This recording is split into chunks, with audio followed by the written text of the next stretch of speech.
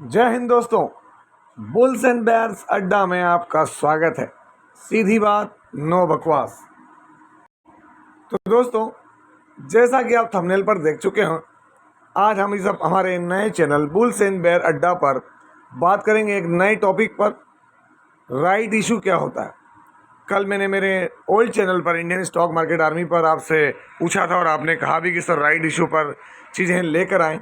तो यहाँ डिटेल में राइट इशू पर मैं लेकर आया हूँ कि राइट इशू होता क्या है, फ़ायदेमंद है, नुकसानदेह क्या है, वो सारी स्टडी करेंगे और मैं अपना पॉइंट भी रखने की कोशिश करूँगा। यहाँ राइट इशू, अगर हम इसको इंग्लिश में बात करें तो एक सिंपल टर्म है जहाँ पर कंपनी क्या करती है, एग्जिस्टिंग शेयर होल्डर्स को additional capital and issue at discounted prices.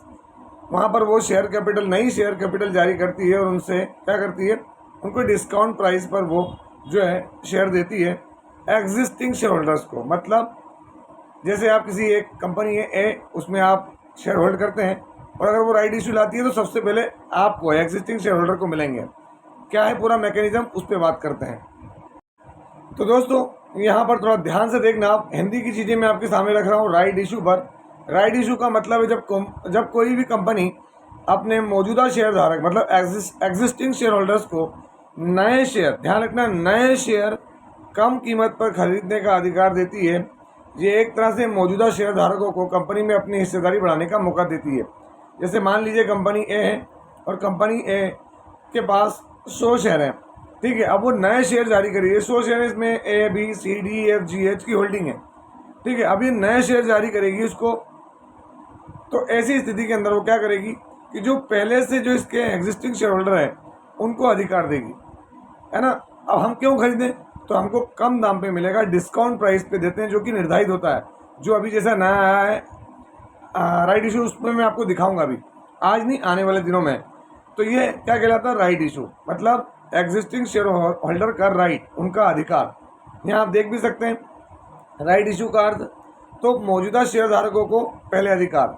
इसमें मौजूदा शेयर धारकों को नए शेयर खरीदने का अधिकार होता है जो अक्सर बाजार मूल्य से कम कीमत पर होते हैं। मान लीजिए कोई कंपनी, इसका शेयर 100 रुपये का है, तो ये क्या करते हैं राइट इशू के अंदर इसको 70 रुपये पर लेकर आते हैं या 60 रुपये पर लेकर आते हैं। ऐसा नहीं कि इसी पर आएंगे, वो कंपनी डिसाइड करती है, इसका पूरा के पूरा एक ड्राफ्ट होता है। ये क्यों लाया जाता है, तो कंपनी क्या होती है, पूंजी जुटाने का तरीका है कंपनी के लिए। कंपनी को जब नई पूंजी की जरूरत पड़ती है तो राइट इशू कंपनियों के लिए अतिरिक्त पूंजी जुटाने का एक तरीका है। क्योंकि दोस्तों आईपीओ के माध्यम से तो एक बार मार्केट में लिस्ट हो गए तो हो गए। अब नए तरीके से उनको अगर पूंजी की जरूरत है तो वो अपने मौजूदा शेयर धारकों को डिस्काउंट पर शेयर देती है। और क्या होता है इसमें, तो इसमें शेयर धारकों को हिस्सेदारी बढ़ाने का अवसर देता है, उनकी मौजूदा होल्डिंग्स में अनुपात में इंक्रीज होती है। जैसे मैं आपको एक बता दूं, यहाँ पर एक कंपनी है जिसमें आपके 100 शेयर हैं, है ना। अब यहाँ पर एक रेशो निर्धारित होगा, क्या होगा, एक रेशो निर्धारित होगा। मान लीजिए इस कंपनी ने कहा कि अगर आपके पास 100 शेयर हैं तो इसके मुकाबले हम आपको 100 शेयर और देंगे। तो यहाँ 100 शेयर नहीं दिए जाते, वो भी आगे बताऊंगा। यहाँ पर आरई दी जाती है, क्या दी जाती है, आरई, इसको हम बोलते हैं राइट टू इंटाइटलमेंट। ध्यान रखना इस बात को, क्योंकि ये सवाल हमेशा बना रहेगा और आगे भी रहेगा, लोगों को जानकारी नहीं है। अगर मान लीजिए आपके पास 100 शेयर है तो इसकी एक तिथि निर्धारित होगी और आपके पास मान लो ए कंपनी के नाम से शेयर है, क्या नाम से, ए कंपनी के नाम से शेयर है यहाँ पर, तो ए कंपनी के नाम से आपके इसमें आरई भी लिखा आएगा। जब ये तिथियाँ या ये डेट निर्धारित हो जाएगी तो आपके पास उस कंपनी के ए आरई 100 भी लिखी आएगी। अगर उन्होंने 100 के मुकाबले 100 आरई दी, है ना, वो चीज़ होती है यहाँ पर। अब यहाँ पर अगर हम देखें ये जारी क्यों किया जाता है दोस्तों, तो देखें कंपनी को फंड जुटाने की जरूरत पड़ती है, पूंजी बढ़ाना और अन्य वित्तीय आवश्यकताओं की धन जुटाने की जरूरत होती है। अब इसके अंदर क्या होता है, इन राइट्स इशू में उन शेयर धारकों को भी मौका दिया जाता है जो अपनी कंपनी में हिस्सेदारी बनाए रखना चाहते हैं, जिनकी बनी हुई वो बनाए रखते हैं। अब ये चीज़ें कैसे होती है, तो ये जैसा कि कल मैंने आपको बताया था इथॉस में, पहले तो इसकी घोषणा करती है, जैसा कि हमने अभी आपको बताया कि कल उन्होंने अप्रूव कर दिया, अभी तिथि निर्धारित नहीं हुई। यहाँ पर क्या मिलता है, आरई, शेयर धारकों को राइट इंटाइटलमेंट दिया जाता है जो उन्हें नए शेयर खरीदने का अधिकार देता है। जैसा मैंने अभी आपको बताया कि आपके पास 100 शेयर हैं और उन्होंने यहाँ पर 100 आरई दे दी, तो अब 100 आरई दे दी तो वो आपके इसमें दिखेगी। आरई का प्राइस जो उस समय निर्धारित होगा, है ना, आरई का प्राइस ध्यान रखना उस वक्त में अब मौजूदा शेयर के प्राइस से कम रहता है, ताकि अगर आप चाहें, आपको लगता है कि यार हमको नहीं खरीदना है, तो आप ये 100 आरई को बेच भी सकते हैं उस वक्त के इसके भाव के ऊपर। आरी को आप बेच सकते हैं। और नहीं तो फिर आपको क्या करना होगा, इसकी एक प्रीमियम निर्धारित होगी। जैसे मान लो आपके पास ये जो शेयर 100 शेयर हैं, है ना, इसकी कीमत एक शेयर की 100 रुपये है। मान लिया हमने कि यह 100 रुपये है और नए शेयर आपको 70 के भाव पे दे रहे हैं, तो फिर आपको क्या होगा, एस्बा के माध्यम से, किसके माध्यम से, तो दोस्तों एस्बा के माध्यम से ये जो है 100 आरी के लिए आपको 70 रुपये के हिसाब से कितने लगेंगे, 7,000 रुपये ये पे करना पड़ेंगे। ध्यान रखना, आरी तो आपको फ्री में मिलेगी, राइट टू इंटाइटल में, है ना, लेकिन जब उन्होंने बोला कि हम 70 रुपये पे देंगे, तो आपको पहले 100 शेयर के लिए 70 रुपये के भाव से एस्बा के माध्यम से, है ना एस्बा। अब एस्बा क्या होता है तो मुझे कमेंट बॉक्स में ज़रूर बताना, अगर आप चाहते हैं कि मैं एस्बा पर वीडियो बनाऊं कि एस्बा क्या है। तो दोस्तों कमेंट बॉक्स में जितने ज़्यादा कमेंट होंगे मैं एस्बा को कवर करूंगा आपके लिए।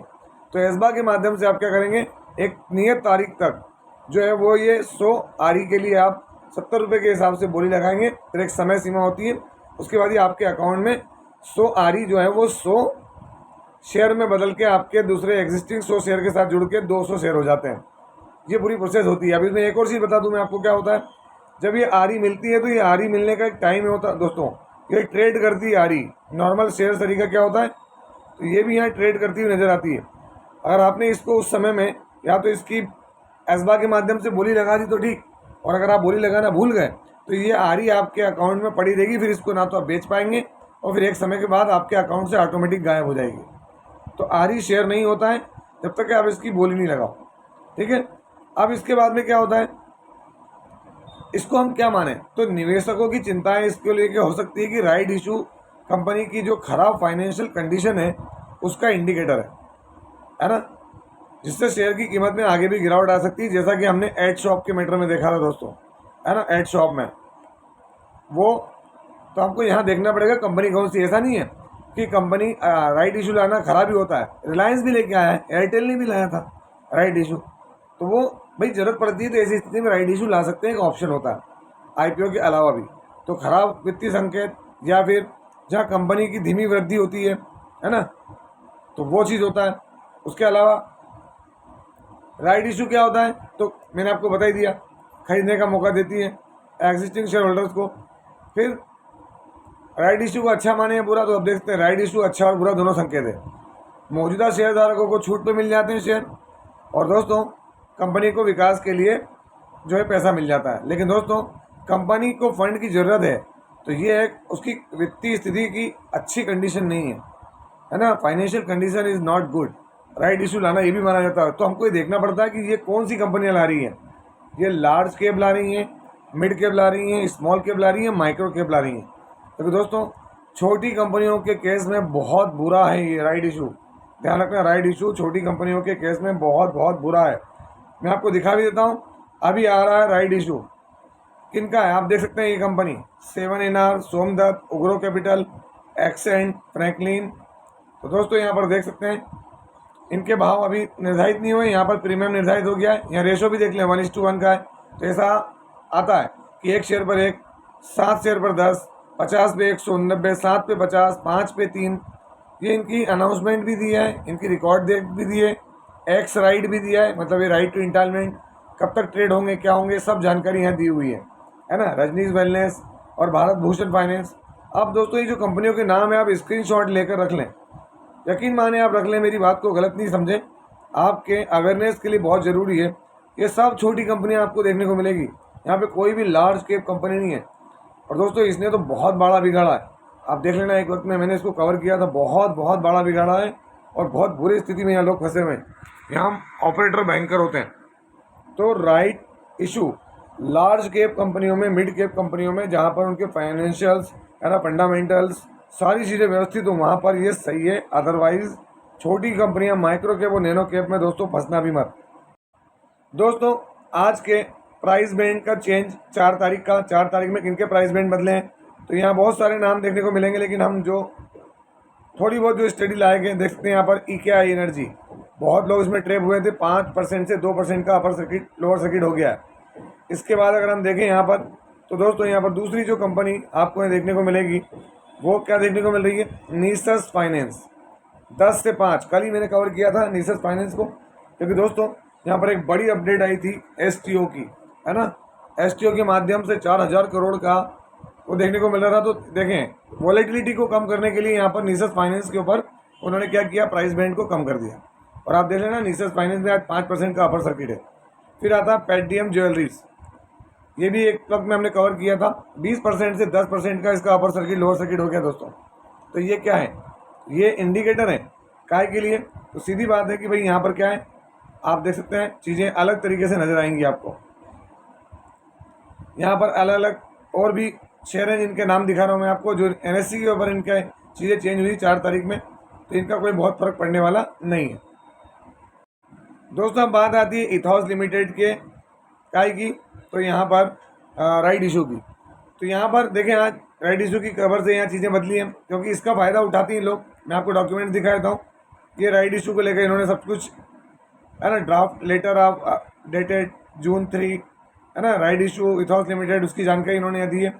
इसको डिटेल में स्टडी करना जरूरी है दोस्तों, है ना, बगैर इसके किए फंसना नहीं है। यहाँ पर देखें आप, फाइनेंशियल कंडीशन तो इसके फंडामेंटल्स तो बढ़िया। आपको लगता हो तो इसमें आप अपने हिसाब से कोशिश करें, अदरवाइज दोस्तों मेरी तरफ से कोई भी इस तरह की चीज़ के लिए वो नहीं है। अगर आपको लगता है कि इसकी आ रही है, जो भी मिलती है आपको या मिलेगी, है ना, उस पर आपको उसको आगे की चीज़ें तरफ जाना है, ठीक है। नहीं तो आप अपना विचार बना सकते हैं। एसबा के माध्यम से सारी प्रोसेस होगी, ध्यान रखना है। और ये एसबा बहुत कम लोगों को पता है और वो परेशान होते हैं। तो इथॉस लिमिटेड के राइट इशू को हम और बड़े लेवल पे कवर करेंगे, है ना, कि क्या है और क्या नहीं हो सकता है। ये कोई भी बाइंग और सेलिंग वाला मटेरियल नहीं है, ये एक प्योर जानकारी है। तो दोस्तों ये था वीडियो। यदि वीडियो अच्छा लगा हो, आपके लिए हेल्पफुल रहा हो, तो इस वीडियो को लाइक करें, शेयर करें और प्लीज़ चैनल को सब्सक्राइब करना ना भूलें दोस्तों। ये कोई बाइंग और सेलिंग रिकमेंडेशन नहीं है, इसलिए किसी भी स्टॉक को बाय सेल करने से पहले अपने फाइनेंशियल एडवाइजर से जरूर संपर्क करें। आपसे मिलता है उसी तरह के कोई बेहतरीन वीडियो के साथ। तब तक के एंजॉय योर प्रॉफिट। जय हिंद, जय भारत।